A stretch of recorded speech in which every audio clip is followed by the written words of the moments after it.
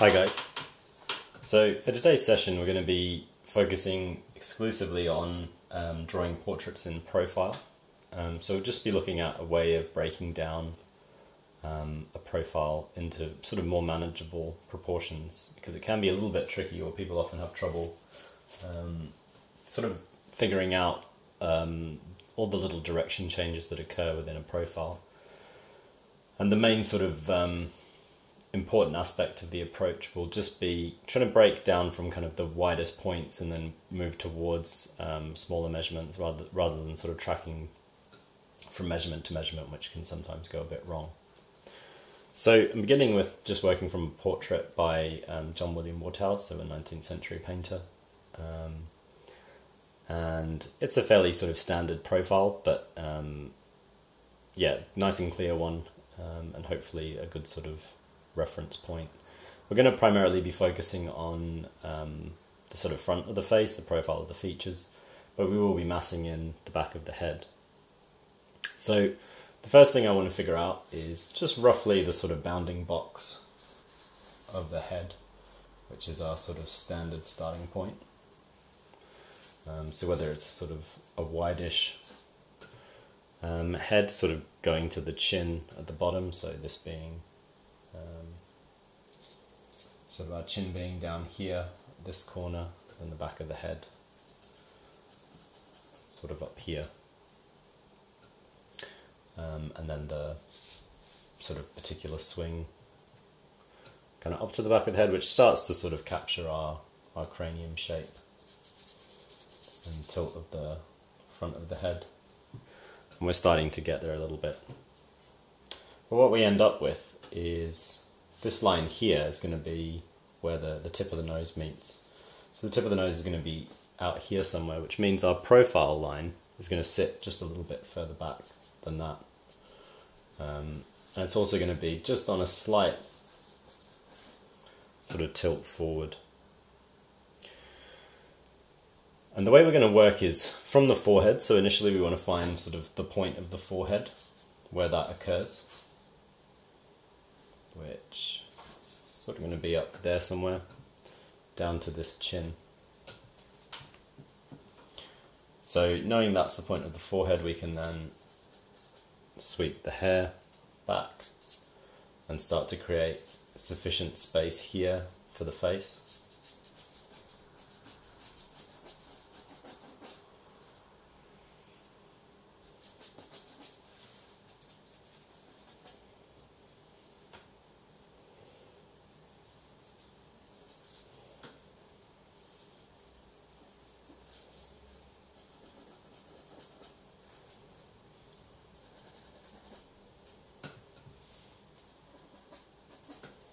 So we're starting to get enough volume back there for the hair.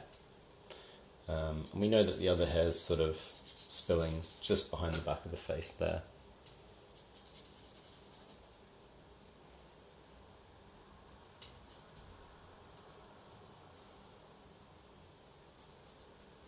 And we want to roughly block in the neck.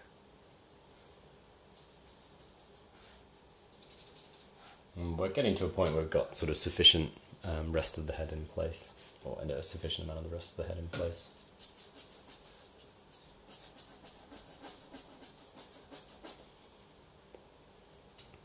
If you need to adjust any lines, obviously just sort of make the adjustment and then erase your original lines.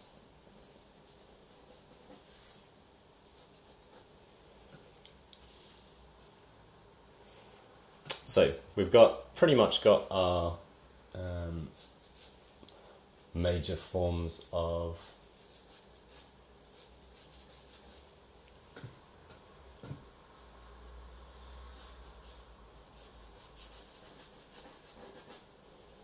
the head blocked in now.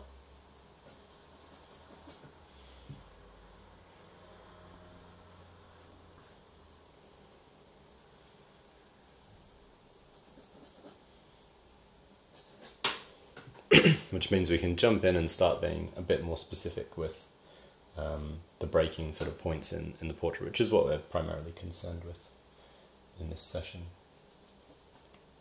So we got the base of our chin sort of roughly here. So that's going to be our lowest point, and then we've got our highest point up at the forehead. What we're going to use is we're going to drop a vertical down from that point of the forehead and just work on either side of that vertical. So I'm just going to make it, just push it forward slightly, because the forehead kind of tilts forward just a little bit beyond that circlet to about this point here, so that's going to be our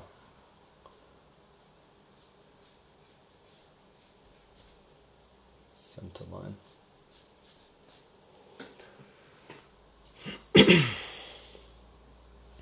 So the first thing I want to do is find roughly where the nose is going to sit between these 2 points.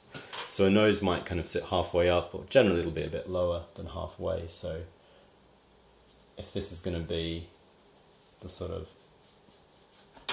point of the nose, does that seem correct? Does it allow enough space from the chin? And we also want to think about how far in does the sort of front of the chin tilt, because there is a little bit of tilt. It's a bit further forward and then a little bit further cut back.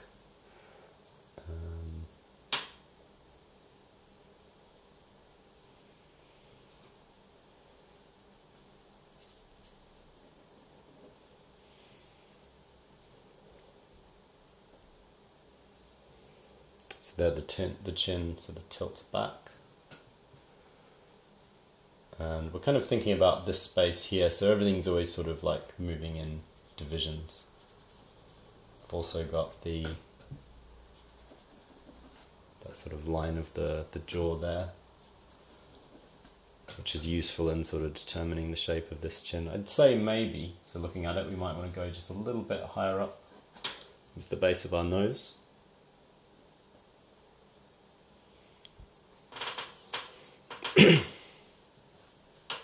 So then from that, we've got our sort of tilt up, the nose sort of tilts back upwards from that point. And probably sits possibly a little bit further even forward than that forehead. So we're always thinking about the center line that runs down, how things angle and shift from that point.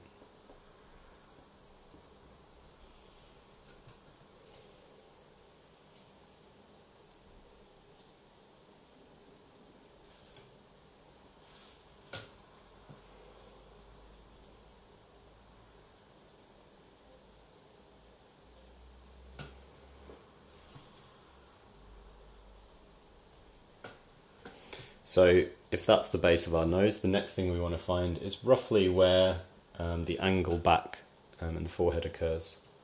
So again, we now work from the base of the nose up to that angle back, and I would say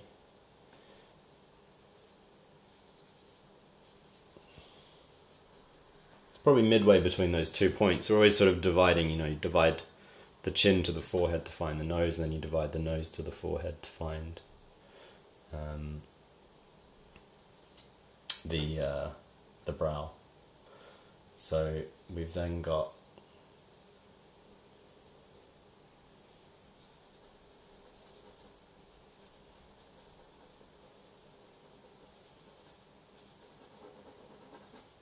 tilt forward of the brow up to where that center line is. You can see I'm just ghostily sketching. And then we need to connect the brow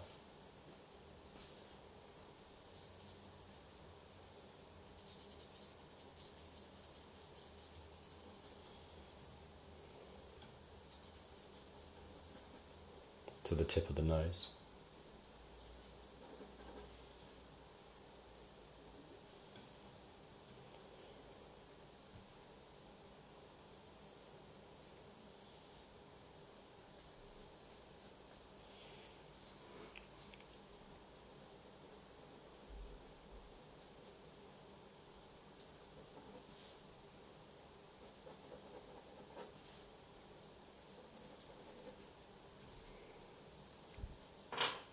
Can start to break it down further at that point.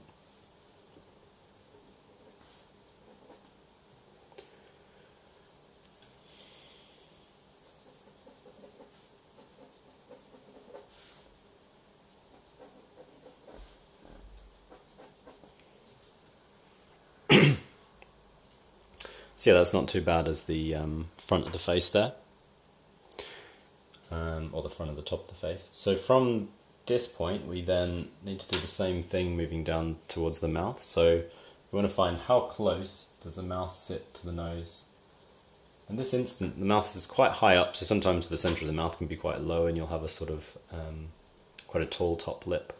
But here the top lip is fairly short and juts out quite a lot as well. So it juts out a lot and then angles back.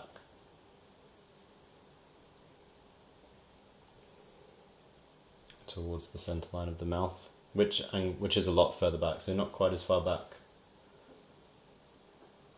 say, as the chin, but everything's sort of starting to tilt backwards at this point now.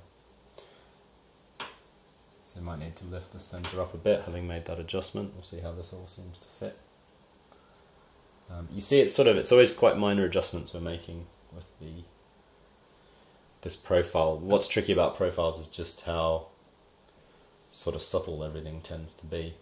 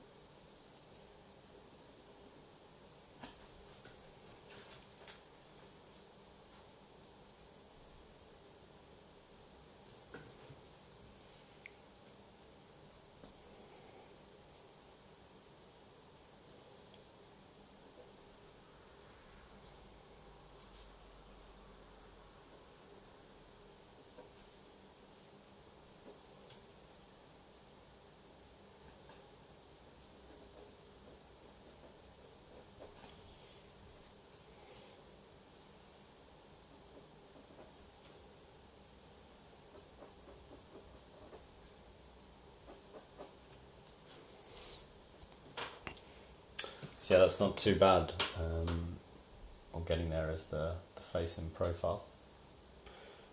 The next thing to do is figure out how far back in the eye indents. Or actually, let's go for the sort of corner of the nose, which sits just a little bit inside the corner of the mouth that we sort of roughly have blocked in already. So that's the nose.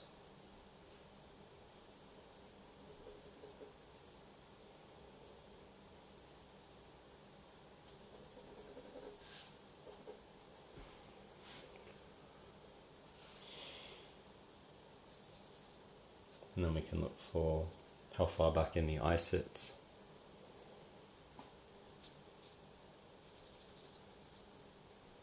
And using the front of the face, we can sort of start to block in the shape of the eye.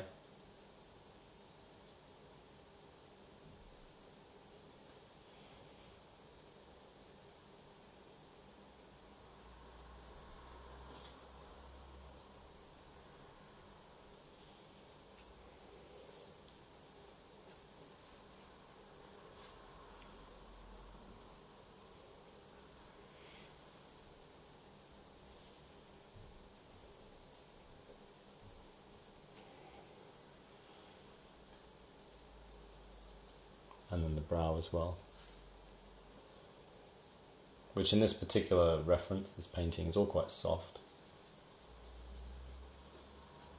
But once you've got that, those front portions of the head mapped in, it's a lot easier to kind of start fiddling around and getting all this stuff in as well.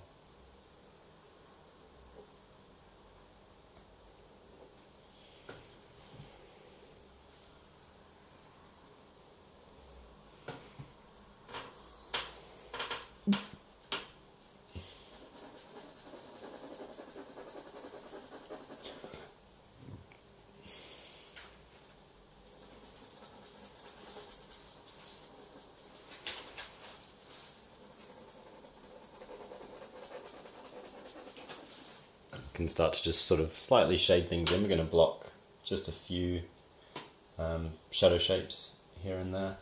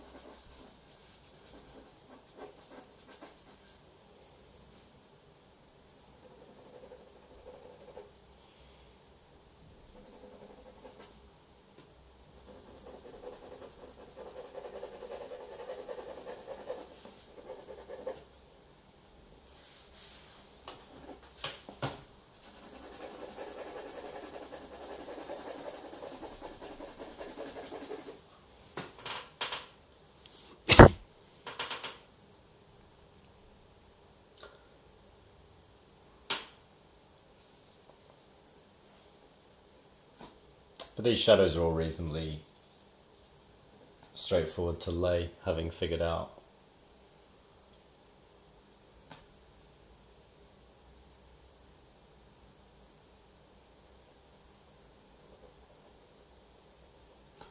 the placements of the lines. So that's really what's crucial, is getting all these subtle changes of direction in the front of the face sorted out. And you'll find it a lot easier to sort of lay all the detail on top, as I'm doing now.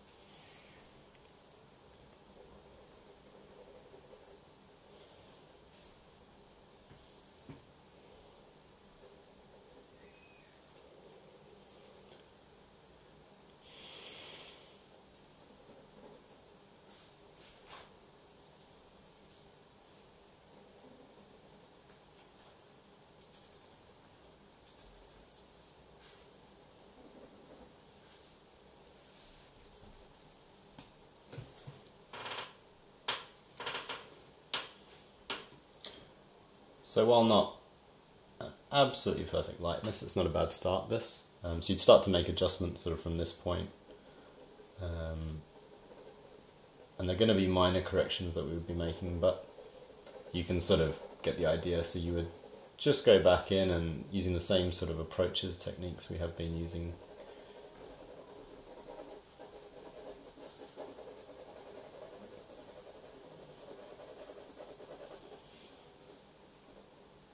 So far we can make adjustments. So